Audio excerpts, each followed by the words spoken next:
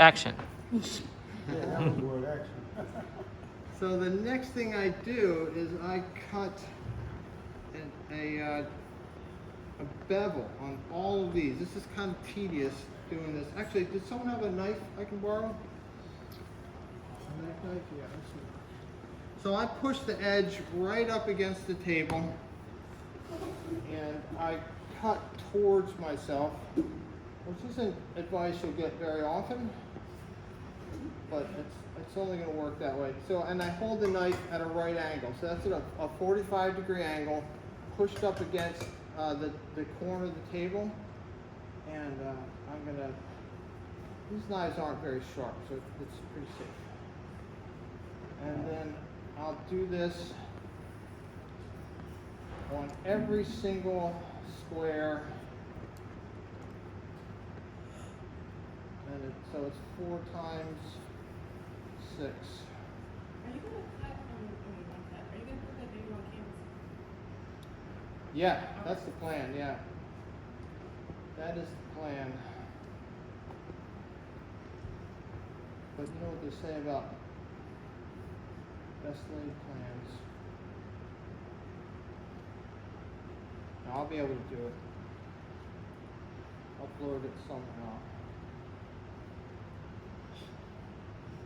There is a way to use this, figure out the zoom thing, and it records while I'm doing a zoom, and I can upload it directly.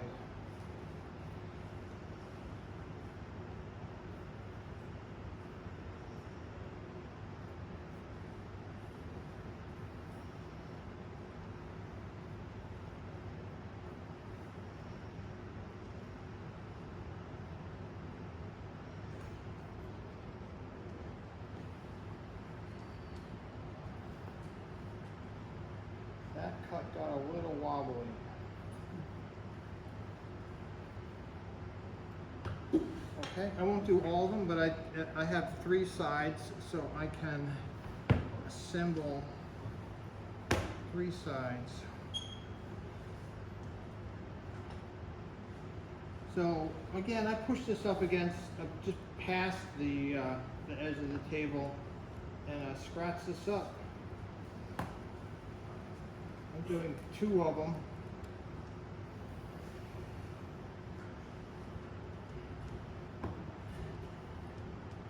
And the pace that I'm working at isn't something I'm going to ask you to repeat. I'm just trying to work fast so that we don't have a half-hour video.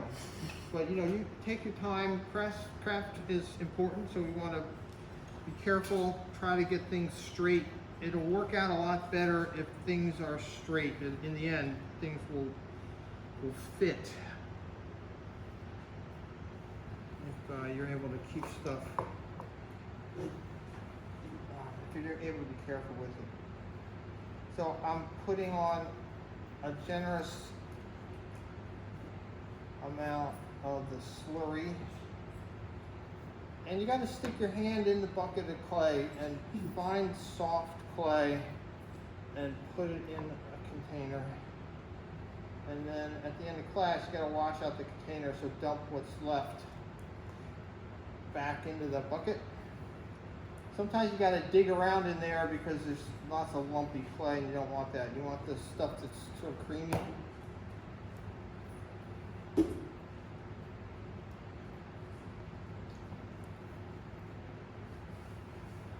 I've done this quite a few times, so it goes fast for me. You can take your time and be careful with it.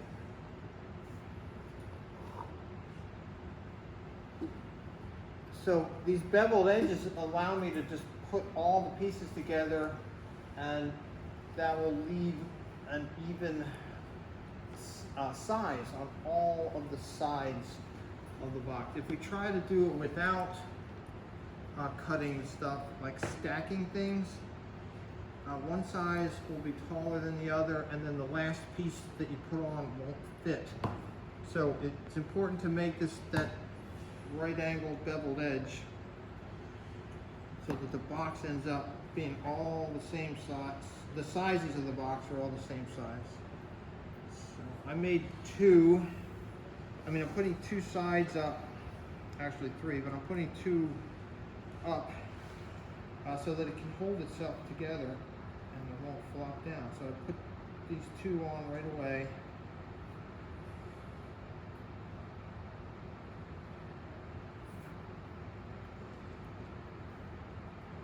There is a danger of this sticking to the tabletop, so I'm going to try to get this off of here, and hopefully we won't have a movie of me breaking my thing. Alright, there. If it moves, I can scoot down a little bit.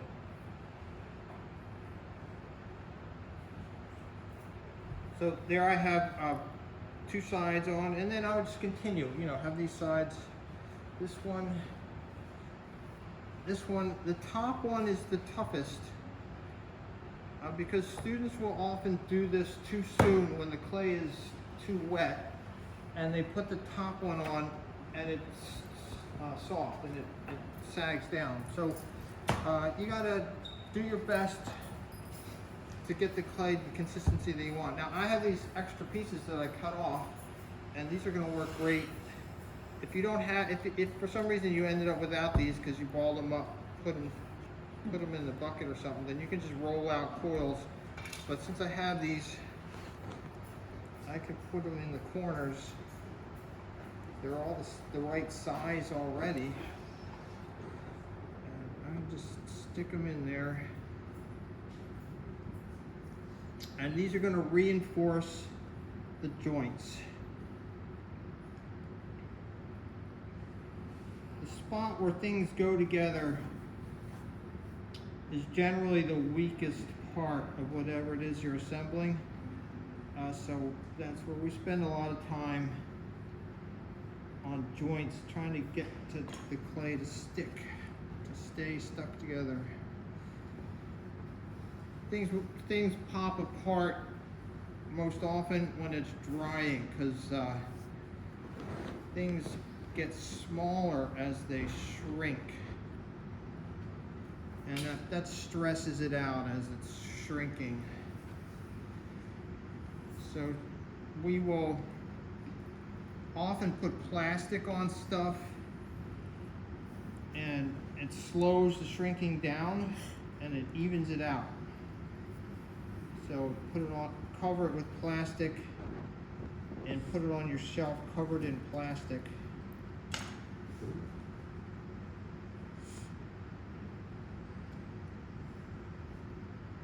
So I'm taking care to make that joint be kind of neat. Just running my fingernail down it. And then I've got one more, I've got the vertical one to go. Almost there.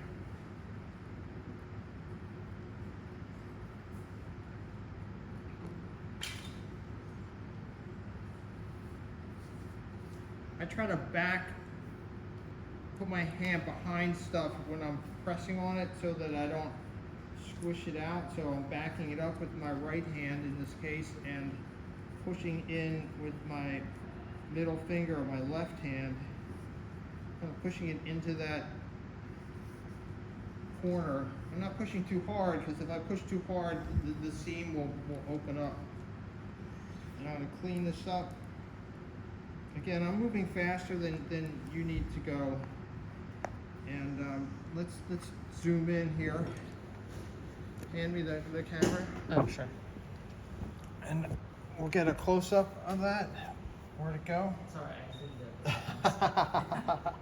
that. That'll make you a little dizzy when you're watching that part. So there we go. And then this outside corner, I like to run some sort of tool up there, but you can do that after you get the whole thing together. Cut